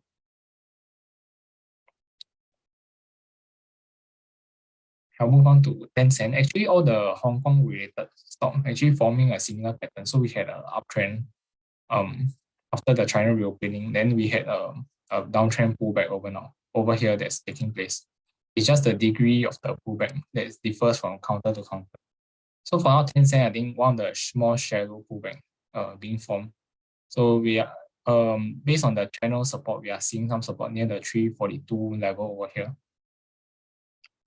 If we do a deeper pullback, we could revisit maybe 332, which is 30.2% retracement level, as well as a previous resistance. It was a previous key horizontal level based on the resistance being formed over here.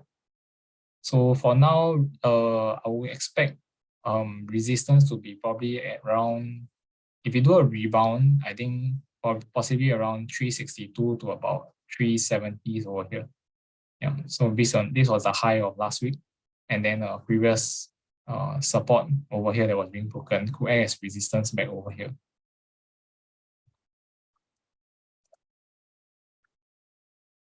The next one is JD. So this one actually pulled back quite deep. It's actually now below the 61.8% retracement level. So similar downtrend channel over here. We are actually could be feeling a gap that was being formed last time. So over here we had a price gap. That was about 168 to near 180. So we're actually feeling this price gap. So once we hit maybe close to about 160s over here, I think there could be some support that's coming in. Firstly, based on the channel support, that's this line over here. Second one is the gap fill support. Third will be there was a prior short-term resistance over here. Then there was a break and a retest over here. So that will be a key horizontal level to note as well. Then for immediate resistance wise, I think could be looking at about 185, which is this prior swing low that was being broken. Then the highs over here to about maybe 197, which is if we actually get to this level, based on this channel resistance over here. And then next one is Ping An Insurance. Okay, Ping An Insurance also is one of the more shallow pullback one. We are near 38.2% retracement. So currently this 38.2% retracement level could be a short-term support because it matches with a previous resistance of this range over here. That's near $52.20. Yeah. Now if we actually go back further down to actually to this channel support, I think we could be finding support near maybe $48 to $49. That will be a 50% retracement mark and the lower end of this range support last time. As for the resistance wise, I think it will probably be around $56, which is this lows over here that we tried to hold, but we didn't, and we broke down over here. So a retest, probably find some resistance over here.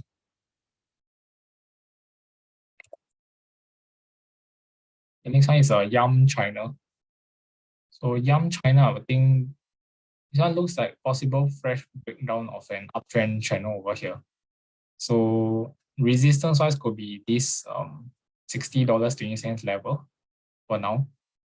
Immediate support could be coming near maybe $57 based on these two swing lows that were being formed in start of January and February this year. I think, yeah, see, these are the more immediate levels to note. The next one, some Australian counters, ANZ Group. So I think this one, the midterm trend is an uptrend. Currently, is a normal pullback after we hit the channel resistance at near $26. So nothing to note, maybe $26 to about $27 over here is quite a very strong resistance zone. So this has actually took place since 2021 and has continued to act as resistance. So it's normal we get a pullback. For now, we are seeing some support near 24.50, which is this swing low over here before the last leg of the upward move. So over here, we could be seeing some sideways trading for now if this 24.50 level holds. If not, we could be seeing a further leg down to possibly retest the channel support over here, and possibly this horizontal level maybe near $23.50 to about $23.60. So this will be a key level based on the reactions over here at these levels previously.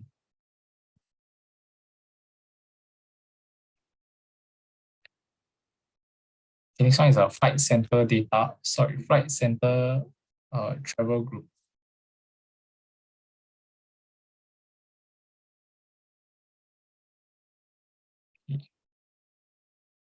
So for this, looks like it's like a downtrend rebound over here, but I think we are in a resistance zone currently.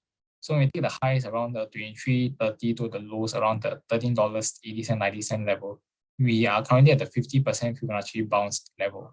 So you can see that's why maybe price is currently sideways over here with some selling taking place. And another thing to note is that we are revisiting a previous resistance that took place in June to August over here last year. So it's natural we are forming some sideways over here. So if we do manage to continue the upwards momentum, I think the next level could be around $19.70. It's a 61.8% retracement level. And we see over here that in May to June of last year, there was a previous support that's acting over here. So a revisit of this support will act as a resistance over here should we actually reach there. For support, for immediate support wise, okay, if we look at Fibonacci retracement level wise, and we take the lows and to the highs currently, there could be some support coming around 38.2% retracement. That's near 1690, which will be the revisit of this previous high over here in November. Then lower wise will be around $16.30 level. So 1630 will represent this previous horizontal key support level over here last time in the second half of last year.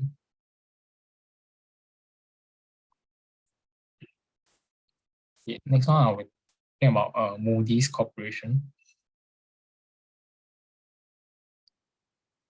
So for Moody's,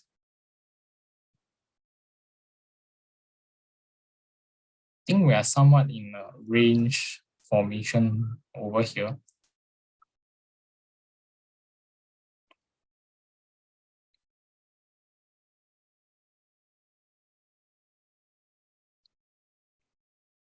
So over here, we see the resistance is coming in around 322. Then we are seeing a pullback over here for now. Support could be coming in maybe near 282. I would think because it's a 50% level and could be retesting this trend line over here. And then over here, we see in this stretch, there was a prior resistance that could act as a support over here. Then for now, short-term resistance, I'll expect around near the 295 to about this level over here. We see 3 candles over here with some selling taking place. Yeah. So that will be the immediate resistance for Moody's.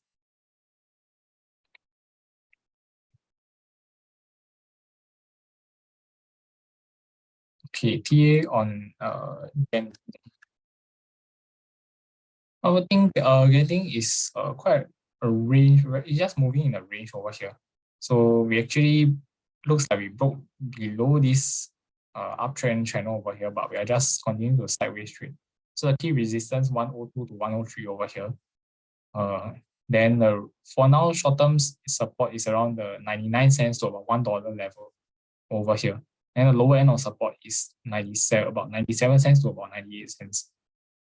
So I expect probably this, let's see the next direction, whether it may should break out or looks like we might continue to trade in a range. Yeah, let's see how the market actually moves for this. Yeah, moving back to some Hong Kong counters. Okay, this one, the iShares Asia Trust Hang Seng Tech ETF is similar to the charts of the Hong Kong counters, pulling back now. The next support could be near maybe $7.90. There will 50% retracement level from the lows to the highs over here. And there will be a retest, probably a reconnect of the downtrend support over here as well. For resistance wise, you can see that's about $8.70, which is the high over here before the further selling movement. And that could be around that could be a retest of this uptrend channel resistance as well. This one is this BlackRock Asset Management North Asia iShares Core MSCI China ETF. So this one also similar movement. Currently, we are at the 30.2% retracement level. So let's see whether some support comes in over here, given the highs. There's the previous resistance high around $20.60 over here. Then for now, resistance wise could be around $21, near $21.10, which was this level over here that was being broken. Then should we do a deeper pullback? I think the next support level could be around $19.60 to about $19.60 probably over here. There will be a retest of the swing lows over here end of last year.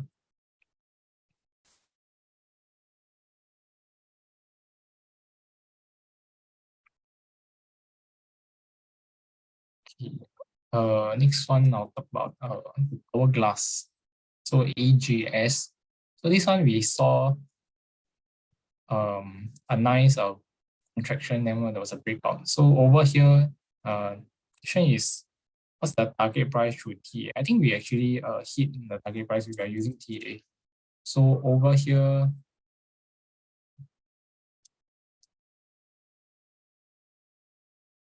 we have, let's say we take the height of this descending triangle, that's around 15 cents, and we project it at the breakout point. We actually, there probably around 224, 225, we actually hit the target already.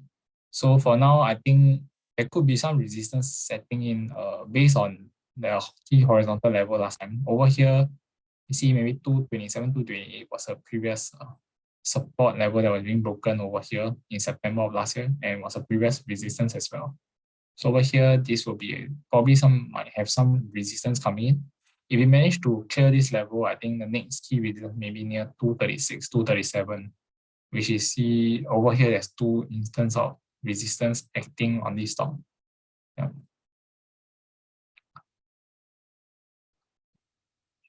Okay, I'm gonna talk about Wilmar. In Wilmar, I think the recent share price weakness could be due to this range. It was trading in a range.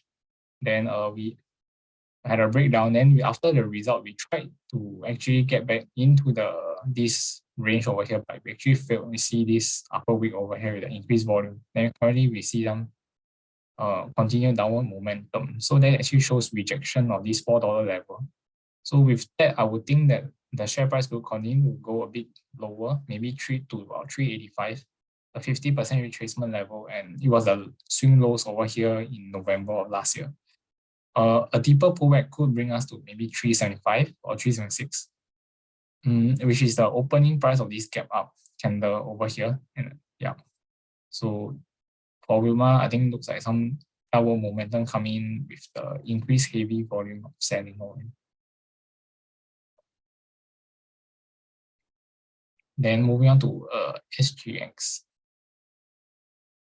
Okay, SGX, looks like we are trading this like downtrend channel over here, but it's rather gentle. So for now, support wise, I think if you do revisit this swing low around the 870 level, that could be some support. So based on this swing low and the channel support over here, and as well as there's also a 50% retracement level mark over here. And short term wise, I think probably just continue to trade this channel. And then with the short term resistance at around 890 to about $9 over here. Okay, then I'll talk about Yang Zijiang. So Yang Zijiang, I think currently we could be, after we managed to break of this downtrend channel over here, we hit the resistance based on another trend channel. That's around 135 to 136. Currently, we are doing a retest of this channel over here. So that's at 129, 130. We could be seeing some support. If we manage to hold for a bounce, that would be a bullish pattern. But if there's also another bearish case scenario, if this level breaks, then we could be revisiting the lower end of this channel over here. So that might bring us to maybe about 126 to 127, which was a previous key horizontal level over here as well. So let's see how it managed to form up in the next few trading days. Then next one is First Resources. So for First Resources, I think we actually did break down a short-term uptrend trend line over here. Currently, resistance you can see about 160 with the upper wicks on 3 days in a row that took place last week. So 160 to about this swing high around 164, there will be a short-term resistance. Then for support-wise, I think currently it's about 155, which is a prior resistance level over here that's currently finding some support. Then if 155 doesn't hold, the next support level will probably be around 150, which is this low over here. Okay, then here on Dow Jones. In Dow Jones, I would think that currently we actually consolidated in this triangle for a very long period. Then last week, Tuesday, we broke down. So there's some bearish momentum currently setting in. So resistance could be around anywhere maybe about 33,300 to about 33,700 over here. Then I would think that if we actually continue this downward movement, we could be seeing a retest of this downtrend resistance line, which is this line over here. So that might bring us to maybe about 32,300 to about 400 level. So then even lower wise, if we go to the lower end, that could be around 31,600 to 700. We're looking at the 50% Fibonacci retracement level. Then yeah, that will actually meet the projected level if we use a height of this consolidation, then project at the breakdown point also. So now I'm bearish on this index, given that we actually broke down, yeah.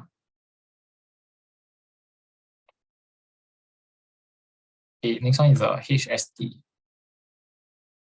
So HST also trading in this downtrend channel. We are starting to get bit out of the channel itself. So looks like some bearish movement.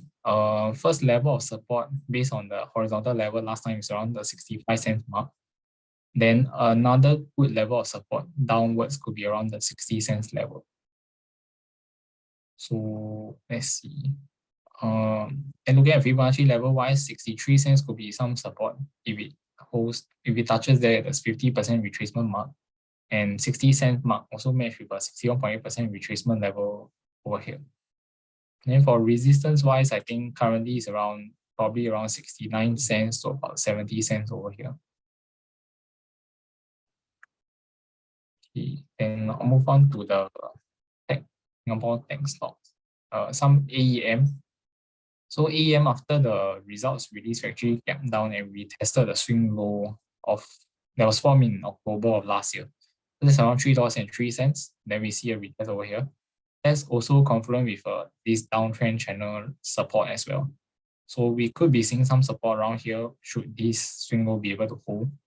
Then for now, I would think resistance wise could be the opening price of today. Given the heavy volume, that's $3.13. Moving upwards could be around $3.20 could be another resistance level, and $3.27.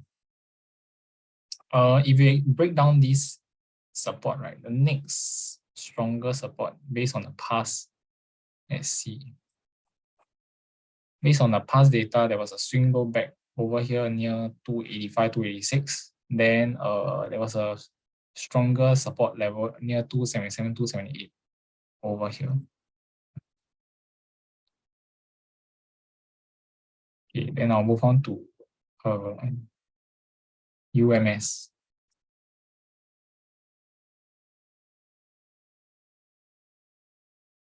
For UMS currently, I think still bearish. Okay, given that there was a breakdown of this prior 116 support level. Currently, then we see it turn into resistance. Currently, we are forming like a ascending triangle, like consolidation for now. So you can see volatility tightening. The current resistance will still hold, but support is currently maybe about $1.10 to about $1.12 over here. Should we break? If we do break, then next support level to look out for maybe is around $1.04 over here, which is 61% retracement level, and we will also feel this price gap over here as well. Then for Thai BEV, I think Thai BEV currently we are sideways trading following a breakdown of this consolidation range. So resistance now is around the 66 cents mark, then support is at 64 cents. So if we do break up or break down, either way, probably can expect maybe a 2 cents move. So if 66 cents break upwards, you could see resistance maybe around the 68 cents mark. Then if you break downwards, we could see maybe support comes to maybe about 61.5 to about 62 cents level. Okay, do you think it's a good time to buy JAPFA? Let me take a look from the chart. I think currently JAPFA looks like it's currently just be like a sideways trading over here. So we see currently resistance look like around 32 cents. Then the support could be coming maybe at 29.5 cents. So quite little range, quite little room over here for the range. Yeah. So if I think you want to enter, I think you could look at this, maybe a retest of these swing lows over here, see whether there's support. Yeah.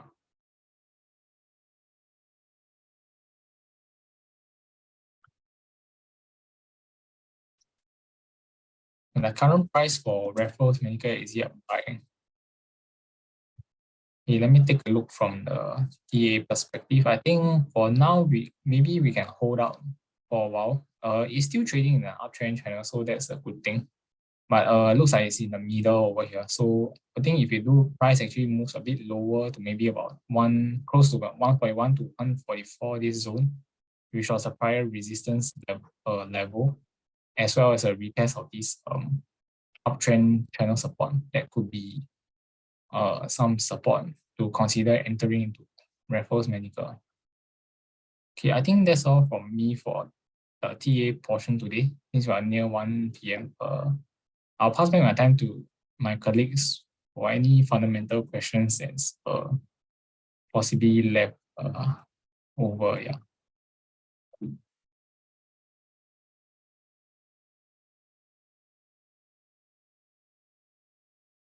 Oh, okay. Just to add on, for the TE questions, apologies, unable to answer all of them. So you can actually post them in the Poems TA Telegram group or the Poems Tree Telegram Technical Analysis community group also.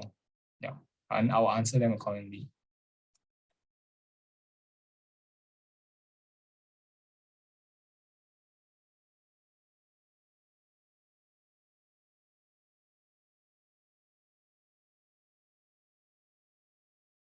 Yeah, I think it's at 1 o'clock right now. So I think that's all for this week. Apologies we cannot attend to all of the questions. And if you want to ask any further question, feel free to post it on our P3 or on the Poems Tree app.